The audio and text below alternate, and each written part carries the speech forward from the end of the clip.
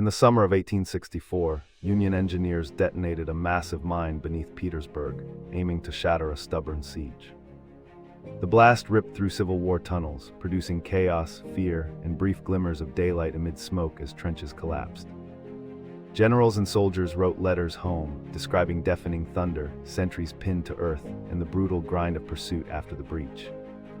Despite initial gains, entrenched defenders counterattacked with disciplined fire, and the crater became a symbol of strategic missteps and fragile opportunity.